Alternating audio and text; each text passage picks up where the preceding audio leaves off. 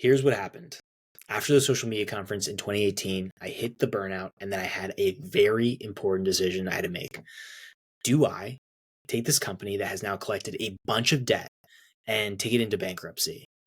Or do I take on this debt personally and tell these contractors who I owe thousands of dollars to that I'm going to honor these commitments personally? And I remembered being so scared in this moment to step into what I truly wanted to do deep down that I knew was right, which was to take on that debt personally and tell these contractors that the truth. But I knew that by doing that, the fear that came in was I was then opening up myself to judgment, opening up myself to the shame and the guilt I had to honor because of the mistakes that I had made. So it was in that moment where I had to be courageous. And I remember typing out the emails to these contractors, and I had put in the subject line, "I fucked up." Literally, that's what I said. And then wrote it out in the description of what happened, the mistakes I made, the truth, and asking for more time. That was my thing, was like, I don't know how I'm going to figure this out, but I know this is right. This is the right thing to do. I need more time. And I sent that out. I remember clicking send. I was just like, oh, it's out now. And then I got responses that came back. And people were open to it for more time. And then I was able to move through that experience. And what it did for me was, looking back now, I'm like, I'm so proud of that, of me taking that action.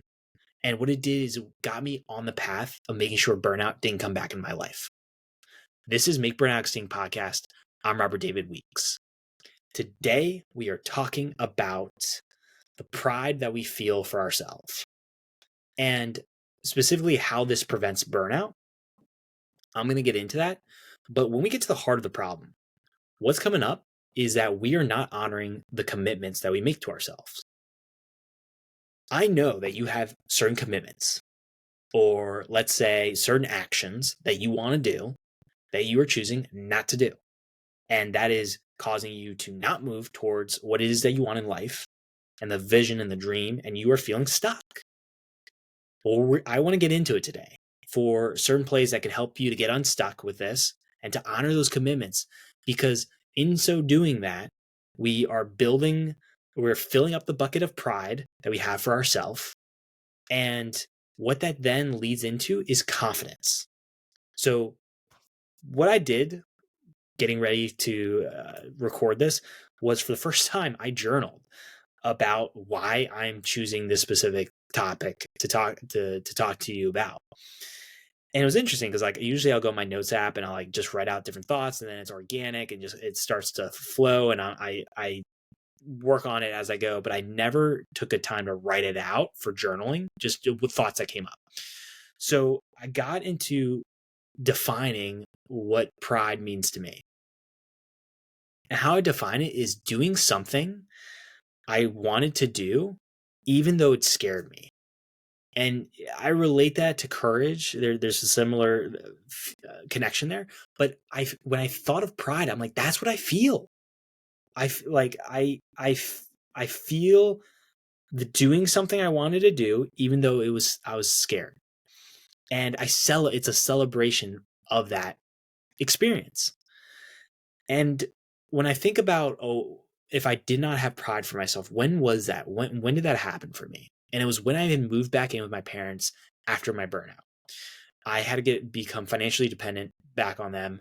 You know, I was in my mid-20s, having to move back in with my parents. That's a whole thing in itself to dive into. And I've talked about that before, of the shame I felt of that, the guilt, the worthlessness of, is this now my life? And it was at that moment where I had my lowest self-esteem. My confidence was down on the floor. So I know what it's like to build that back up and fill up that bucket of confidence from what feels like nothing. And what I've realized is that pride is the doorway to confidence. Those actions that we're taking of doing something I want to do, even though it scares me, is what builds up our confidence. Or let's put it this way, fills up our bucket of confidence. And when we have confidence, which is that trust within ourselves, and I get to the phrasing of this, is the trust that no matter what, you're going to be able to handle what comes your way in the future.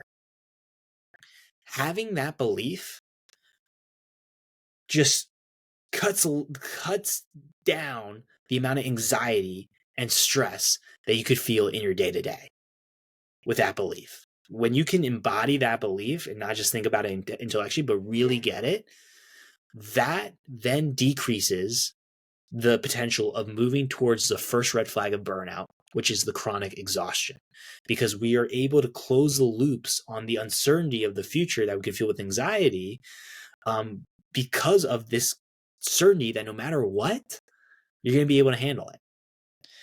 And it's interesting because I think back to when I was living with my parents and my confidence was super low. I was thinking back to how did I start to create space for myself to be able to have courage be the fuel that allowed for these actions to happen, even though I was super scared. That then creates the pride that I feel. And what I realized was that the way that I did this was through one play that I'm going to share with you, Affirmations. Affirmations was the starting point. And Affirmations gets a lot of shit out there right now of they don't work, they're not super helpful. Well, it works for me. And there are 3 affirmations I want to share with you that you could try out for yourself if it resonates, or you can take this as inspiration to figure out another affirmations. But this allows space to form for you to not feel so overwhelmed, so that you can actually start to figure out, okay, where can I start to take action where that feels scary, and fill up the bucket of pride that I feel for myself. So the first one is that for affirmation is, I am loved and worthy always. I tend to would put that out to other people of I had to be worthy of their love, but I wasn't even asking myself of, can I love myself and feel worthy of myself? I was completely ignoring that. So that was the first one that I would say to myself. And then the second was, I am safe in my mind and rest of body. Safety. Even when we're performing at such a high level, there can be that fear of the imposter, of I'm not supposed to be here right now, of everyone's going to realize I'm a fraud.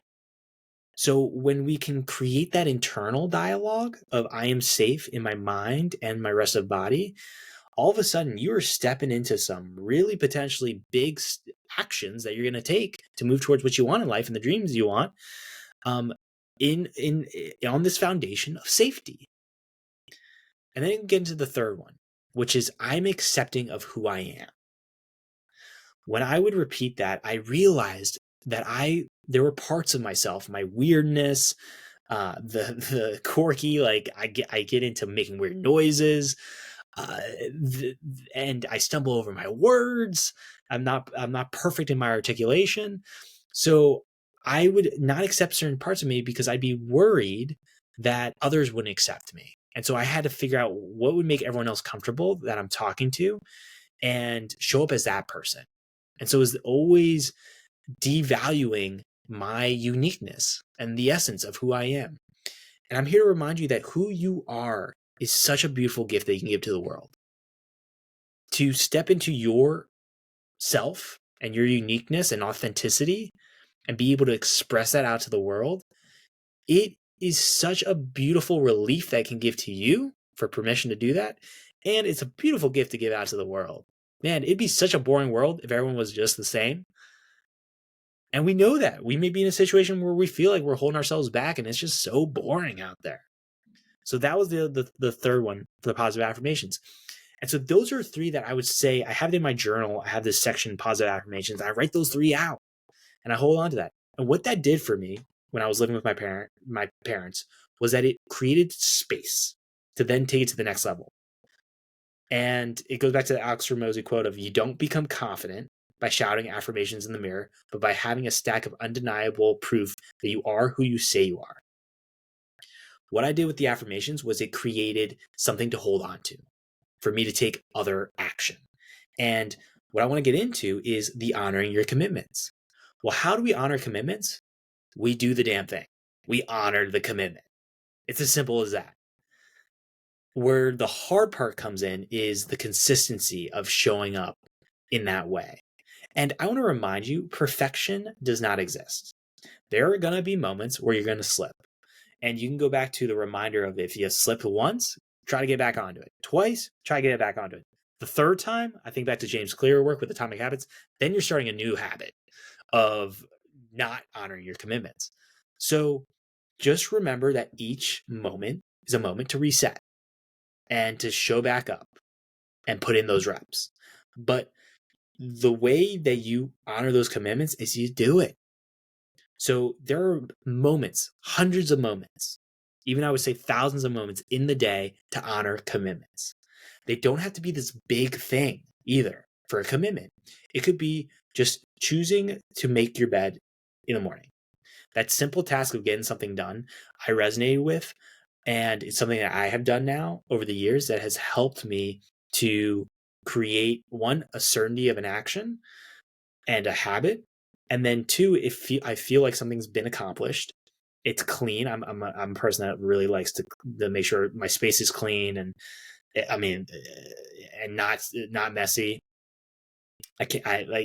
It's one of those things that it gets to me for that. So for me, making my bed is really an important way of a commitment that I honor.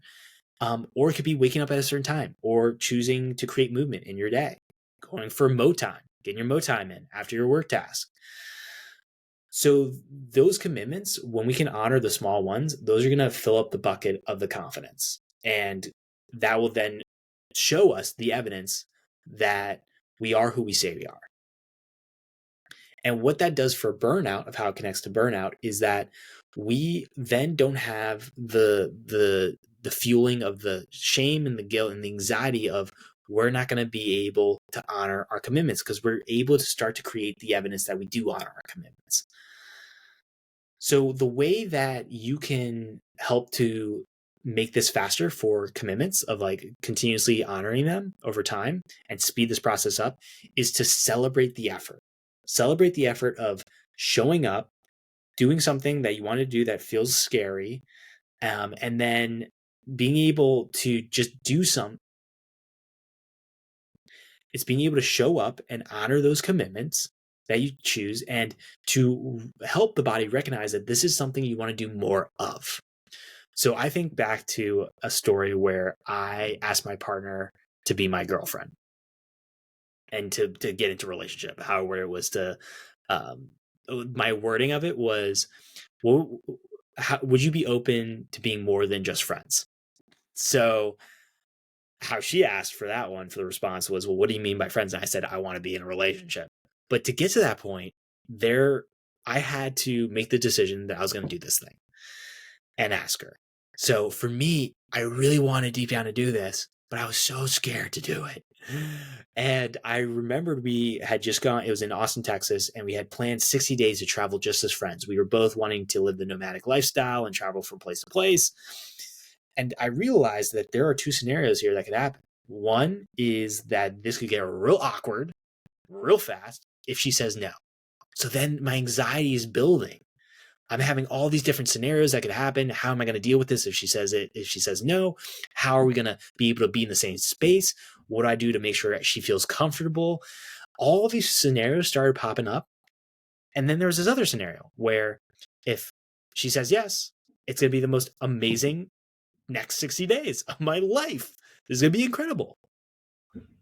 But if I chose not to do anything at all, then all that anxiety that's building is going to get stuck there. And then I'm going to start to feel the shame, and the shame of I chose not to take the action and ask her out. And then that internal dialogue starts to unfold. And then we are moving towards our stress levels increasing and moving towards a path of burnout. And by stepping into it and deciding and having a moment to be proud of myself and asking her out, what that did for me was it then fueled me to be like, oh my gosh, what else could I do? And what I ended up doing was celebrating the effort. And how I did that was I do that through, I learned this from Tony Robbins. I do a physical what's the word I want to use, that physical movement to anchor this in.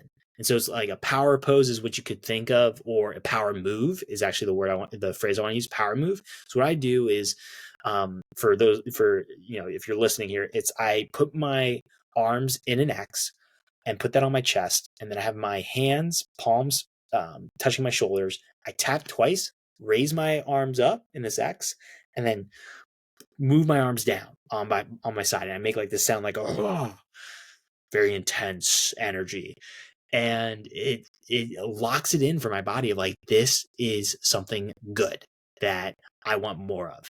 And that energy, that celebration, what it does for my body is registers that even though this was scary, which it did, this is something you want more of. And then it allows me for the confidence to do something that's a little bit scarier that I want to do. And then it creates that cycle where I'm doing more and more of these things, and then the fear could be growing and growing and growing. But by doing it, I'm putting more of that repetition and filling up the bucket of confidence. And then that allows you to speed even faster towards what it is you want in life and the vision. And before you know it, you're going to be looking back and be like, I am so much more capable than I thought. I want to remind you that you have the ability, and especially the capacity and capability, to honor these commitments. Because in so doing, not only are you going to be proud of yourself and prevent the burnout, but then you are moving towards what it is you want in life and growing as a human being. And from there, you can look back as you go along this journey and realize you are capable of so much more than you ever thought was possible. And the recognition of that is a beautiful gift, because then you get to open up the world around you to possibilities. You can just swing that doorway wide on open and look out and be like, what else is possible for my life? And then you can move into that with the excitement rather than the nervousness. Because excitement and nervousness, those are both similar responses from the body. And I remember back a mentor, Eric Edmeades, who mentions that excitement is just a positive outlook on the experience. And then nervousness is a negative outlook on the experience. And I want to support you in being able to have the excitement fuel you to move forward for what's possible. Doesn't mean it's not going to be scary and that it won't happen. But at the end of this thing, going back to confidence, that whatever comes your way, you're going to be able to handle it. And then from there, what you'll do is you're going to inspire the people around you. That's the coolest thing, is you get to inspire the people closest to you to go out there and honor the commitments that they've made. And when you're able to do that, that feeling of being something bigger than just yourself and the impact that you're having on other people will fuel it even more for you to keep being proud of yourself. I so believe in you. I know that you are capable of doing this because we have such immense potential as human beings. And we're not even tapping into